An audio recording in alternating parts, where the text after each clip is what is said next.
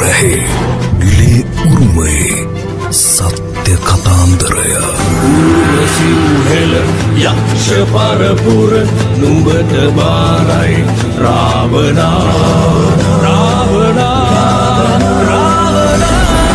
මහා රාවණා රජුට මෙම මාතෘ භූමිය තුල මාලිගා 31ක් තිබුණා. විශාල න්‍යෂ්ටික පිපිරීමකින් මාලිගා 25ක් සහ වීදි 4 ලක්ෂයක් මුහුදට ගිලී ගිය බව ඔබ දන්නවා. මේ භූමිය තුල මහා රාවණයන්ට සම්බන්ධකම් ඇති බොහෝ තැන් පිහිටලා තිබෙනවා. අද අපි ඔබ රැගෙන යන්නේ මේ මාතෘ භූමිය තුල තියෙන තවත් වැදගත් ස්ථානයකට.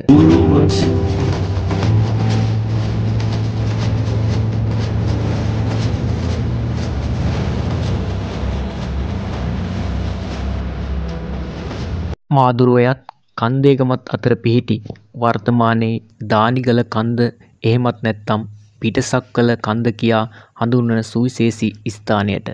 ඇත්තට මොකද්ද මහා රාවණයන් සමග මේ කන්දට තියෙන සම්බන්ධතාවය? ජනමූලාශ්‍රවල සඳහන් පරිදි මෙම විස්මිත පර්වතය හඳුන්වා ඇත්තේ ධනවානාගල ලෙසයි. මේ ස්ථානය මහා රාවණයන්ට අයත්ව තිබූ ප්‍රධාන සංනිවේදන මධ්‍යස්ථානයක් තිබූ බවට සඳහන් වේ. මෙම පර්වතයේ අභ්‍යන්තරයට ගමන් කළ හැකි විශාල ගල්තොරක් පිහිටා තිබුණු බවත් උදුම්බර ගිරිය ලෙස හඳුන්වන අද දිඹුලාගල ලෙස හඳුන්වන ප්‍රදේශයට විශාල උමන් පද්ධතියක් තිබූ බවටත් ජනශ්‍රුතිය සඳහන්. යක්ෂ ගෝත්‍රිකයන් විසින් නිර්මාණය කළ විදේශිකයින් පවා මවිතයටපත් වුණු මාදුරුවේ පැරණි වේල්ල පිහිටා ඇත්තේ මෙම ස්ථානයට ආසන්නවයි. ඒ වගේම හේනානිගල කිරිසිකරයද මෙම කන්දට ආසන්නේ පිහිටා ඇත. ජනමූලාශ්‍රවල සඳහන් පරිදි මෙම කඳු සිකරය ධනය වනා තිබූ කන්ද ලෙස හඳුන්වයි. කරකටක යන්ත්‍ර භාවිතයෙන් මෙම කන්ද තරණය කළ අතර රත්රන් වලින් මෙහි සුවිශේෂී කොටස් නිර්මාණය කළ තිබුණි. රත්රන් වලින් මෙහි සුවිශේෂී කොටස් නිර්මාණය කර තිබිනි. අධි ආරක්ෂිත ස්ථානයක් ලෙස පැවති මෙම ස්ථානය සාමාන්‍ය ජනයාට ඇතුළු වීමට නොහැකි ලෙස ආරක්ෂාව යොදා තිබිනි. ඔවුන්ට මෙම ස්ථානය දැක ගැනීමට ලැබුණේ කන්ද පාමුල සිට සහ කන්දෙන් එපිට සිටයි. හරිහැටි නිරීක්ෂණය කර ගැනීමට නොහැකි කඳු මුදුන ඔවුන්ට විස්මය දනවන්නක් විය. සංනිවේදනය යනු යුද්ධයකදී වැදගත්ම කොටසකි.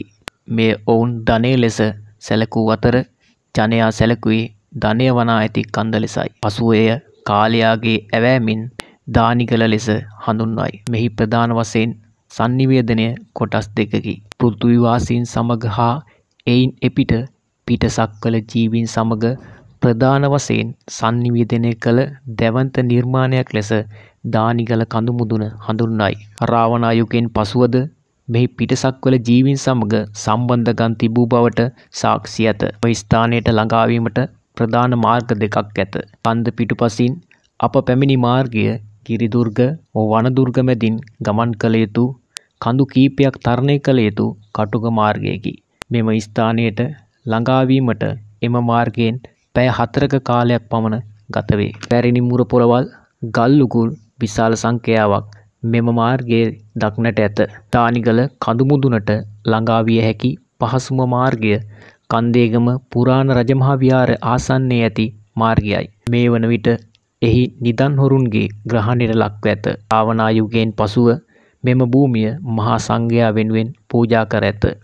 එම හේතුවෙන් පසු ඉදිකිරීම නිසා රාවණ යුගයේ සුවිශේෂී දේවල් යටපත්ව ඇත. මිරිපවුව තුල යටව ඇති හෙළ යක්ක රහසන් මෙමට මකර කම්බිලි ධරණි ගිරිබා උස්ම හෙළන වතාව සැඟව් හෙළ වෙද කම් හටන් බල යලි නැගේ හෙළේම වංශ කතිකා ශිවතාණ්ඩව ගිගුම් දෙනවා දෙකන වංශ කතිකා ශිවතාණ්ඩව ගිගුම් දෙනවා දෙකන.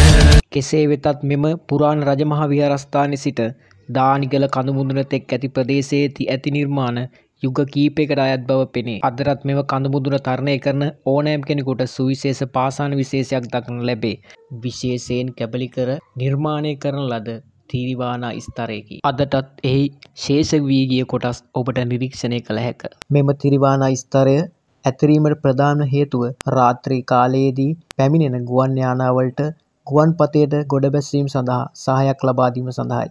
ඉහළ අහසේ සිට නිරීක්ෂණය කරන විට තිරිවානාවලට ලැබෙන ආලෝක නිසා මෙම ගල් විශේෂය දිලිසෙන අතර පිටතින් පැමිණෙන යානාවලට ගුවන්පතේ නිරීක්ෂණය ඉතාමත් පහසුය. මහා රාවණයන් වැනි විශිෂ්ට රණසූරයන්ගේ හද ගැස්ම හඳුනන බිම්කඩක සිට නැවත හමුයමු. දෙරණ නුඹ කැබ සයුර පරදව සක්වලද රණ පෑව දෙකට කරමින් අහස් ගෞබම නැගුණු පුෂ්පක යාන කෙලහටන්නං ගම්බේන තතදියත මුකල රාජ අඩන කකියන යංකරු හිරය ගයයි රාවන රාග ලෝකයේ හෙළදීපේ සලකුණක් වන තරමටම හෙළයෙක් වීම ආඩම්බරයක් වන තරමටම සුන්දර සෞභාග්‍යමත් දේශයක් මා විසින් ගොඩනගා සිටිනවා.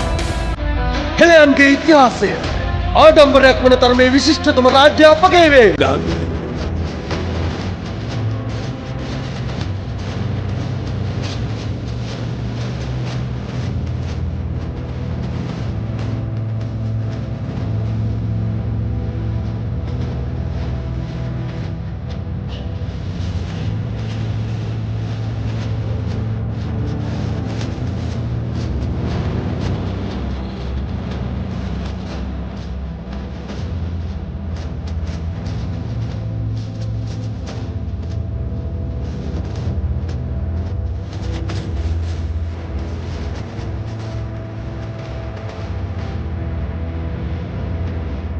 Chule, yeah, chule.